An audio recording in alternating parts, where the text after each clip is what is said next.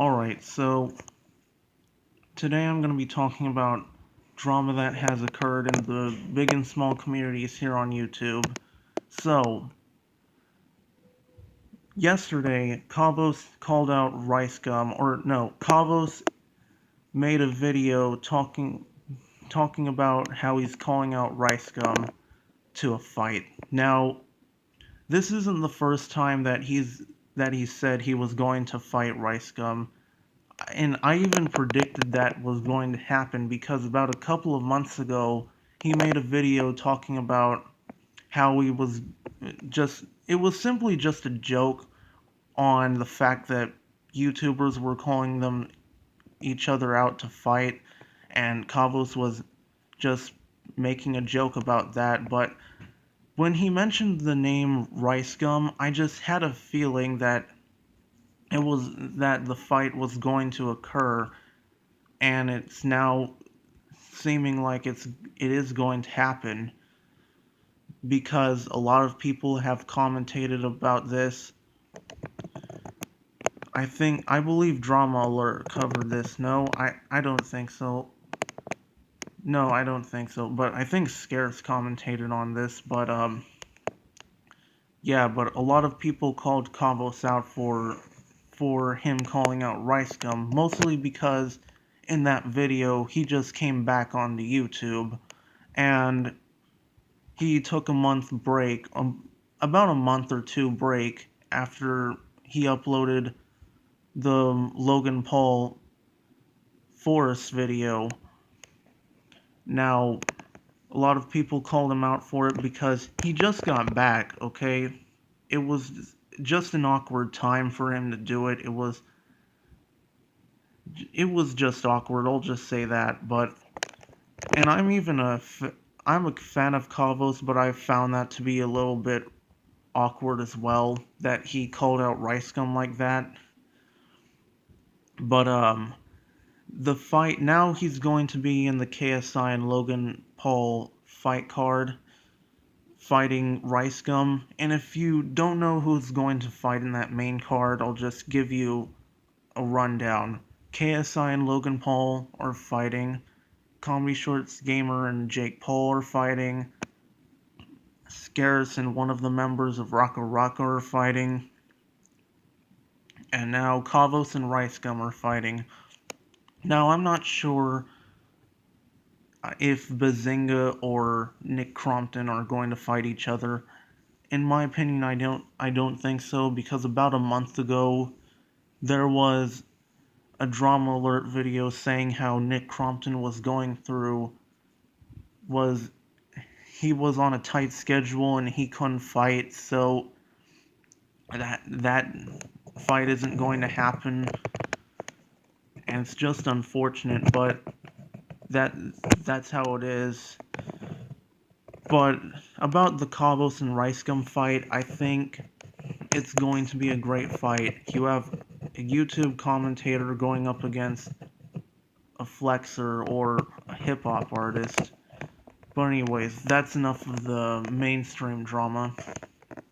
So I'm going to talk about another drama, Storybooth.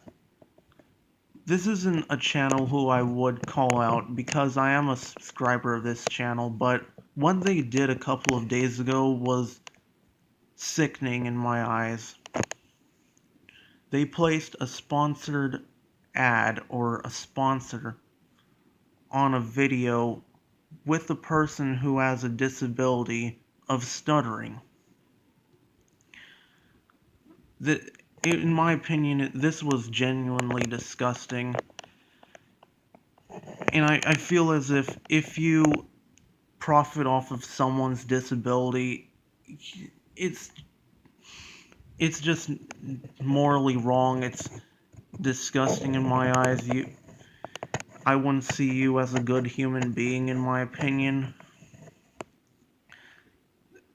That was just genuinely wrong on Storybooth's part to put an ad or a sponsor on the video. I mean, half of the video was a sponsor. It was basically just a sponsor of Fortnite Battle Royale, and half of the other half was the guy talking about his personal issue of stuttering. I just found this genuinely disgusting that one of my favorite YouTube channels would even stoop down to this level of profiting off of someone's disability, because I would have never expected Storybooth to do anything like that. That was, and Storybooth is probably the last channel I would expect to do that.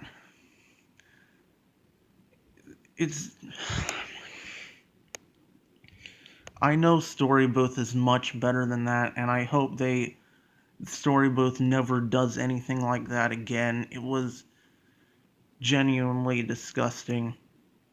And I'll tell you about a couple of weeks ago, a lot of people on Twitter were calling out Michael McCrudden for putting a sponsor on a person or a video on a person who recently passed away, and that was XXX Tenacion, or the rapper, who he used to be good friends with No Jumper 22, and No Jumper 22 was this. He was very furious with Michael McCrudden because No Jumper 22 was, or XX Tenacion was his friend.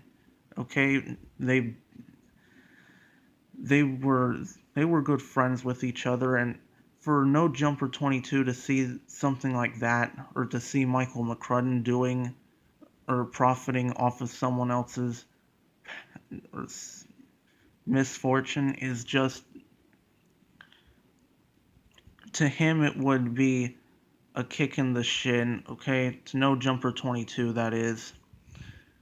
Michael McCrudden, he put a sponsor, okay, on no smoking, okay? He put a sponsor on anti-smoking.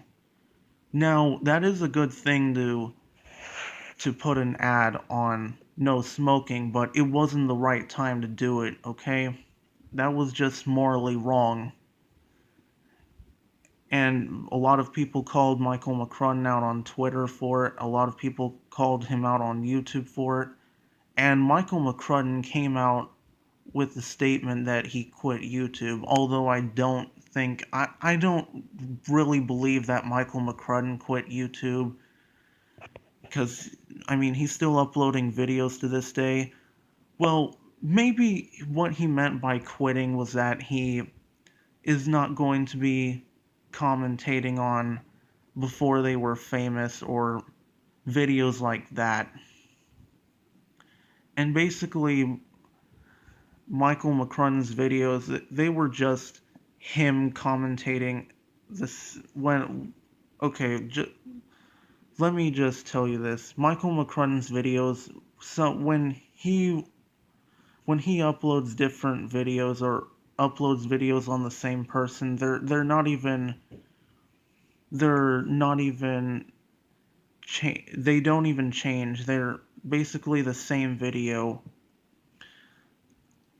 It's just a little rant on Michael McCrudden, okay? I don't really like how Michael McCrudden profits off of someone else's misfortunes, okay? Just like how I didn't like Storybooth. I didn't just how like I didn't like Storybooth, or let me rephrase that. I don't like Michael McCrudden profiting off of someone else's misfortune, just how I don't like Storybooth profiting off of someone else's disabilities. And from experience, I can tell you this. I had a friend from elementary school, and he had a disability of stuttering too. And a lot of people made fun of him, whether if he was talking to people or if he was talking to himself, he stuttered. And there was just a point where I just had enough of it, and being an autistic person myself, I defended him, and that was the point when we became good friends. He thanked me for defending him. I said you're welcome. And whenever people came in and insulted him, we just both shrugged that aside because making fun of him wasn't going to work anymore because I made a stand. I put my foot down. I wasn't going to let people defy him, or I wasn't going to let people disrespect him like that anymore. I was going to put my foot down and make people respect him, and not just for what he does and what his disabilities are. I respected him for who he was, and he respected me for who I was, and we became good friends. We don't go to the same school anymore, but we're still good friends with each other, and we still talk a lot on the phone. We still text each other, and we've kept in touch. All right. I really hope Storybooth has learned their lesson. I really hope they never do anything like that again, because that was just a shot in the foot for them.